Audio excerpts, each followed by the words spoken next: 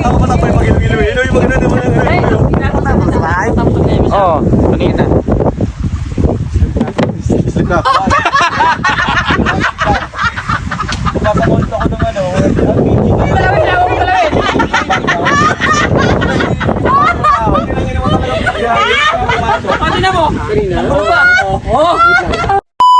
For today's video mga katambay, no, may makakasama na naman tayong mga kupal.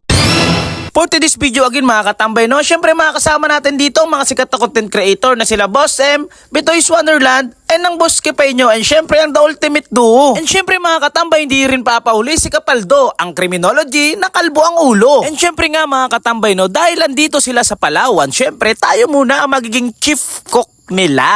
At dahil nga mga katambay, no, kung nakikita nyo kay Boss M na puro mukbang ang kanyang content, pagluluto muna natin siya ng buttered shrimp na may kasamang lobster mga katambay. And katambay version to, wala muna tayong perya mga katambay for today's video. Dahil makakasama natin dito si Ka-Ultimate Duo. Kung maitatanong nyo mga katambay, no, hindi kami matagal nang magkakilala, sadyang bago lang talaga kami nagkakita-kita. Bago lang rin nila makita mga katambay ang recipe na gagawin ko. Let's go! At dahil nga solid followers ko kayo, ipapakita ko na rin sa inyo ang kapalpakan ko pagdating sa pagluluto.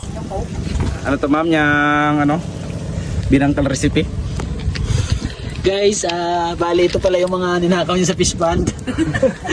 Pag may ilagay sa comment section ng ano nito, ingredients. Ay, sige, pasensya na, hindi ko. At habang inahalo-halo ko nga mga katambay, pinapanood tayo ni Boss M nyo. Umaaligid naman itong si Kapaldo, ang criminology na kalbo. Hops! Teka! Okay mga katambay, gusto nyo ng pan-lobster? Lobster? Ulitin ko, gusto nyo? Kung gusto nyo, yung link nasa comment section. Let's go!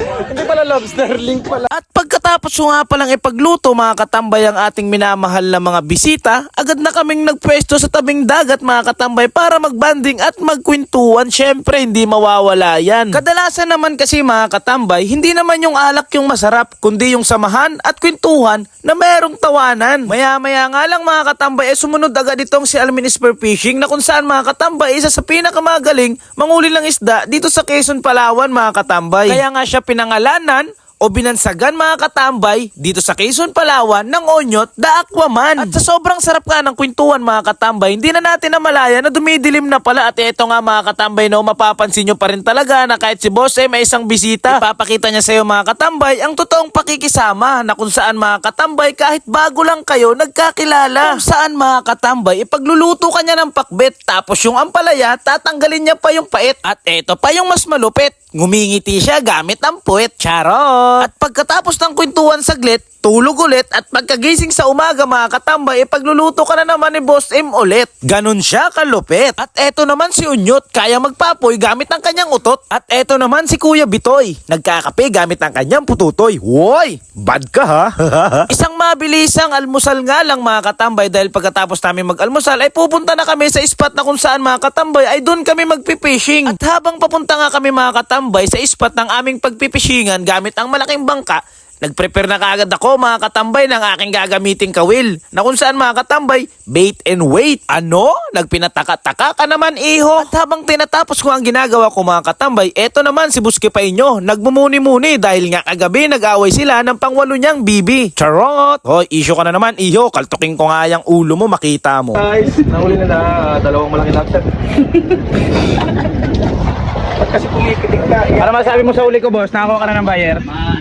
Yung mga nakuha mo dito sa Pangawi, ano nangawil ka? Namana Namana. lobster. Kumuha na ako ng buyer kanina sa palengke nung pagbaba mo pala sa bangka. Alright. Tumawag ako agad. Sabi ko, boss, mag-prepare kayo na ano, mga isang truck siguro, isang sunduin na kami dito. Abangan nyo kami sa pantalan kasi si Bert, si Team Katambay. Sabi ko, namingwi, baka maraming huli. Sure buyer naman oh. Sure buyer naman. Alright, let's go. Deal na natin yan, boss. Pero may tanong ako sa kanila, boss. Ano, boss? Gusto nyo ba ng isdang bato? Istang ba to daw, boss? Kung gusto mo ng isdang bato, click mo lang yung link sa comment section.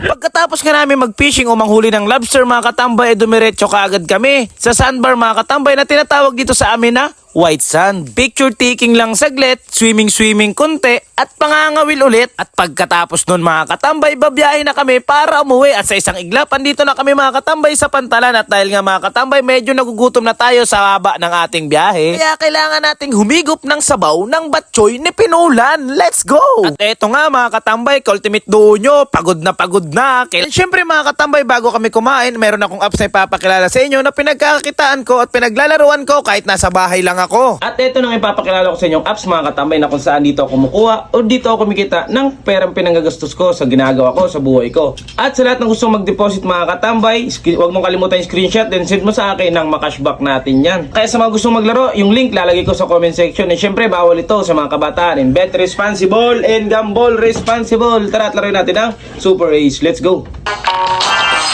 Alright, scatter agad. Okay, pangpaswerte. Let's go. Queen doubles.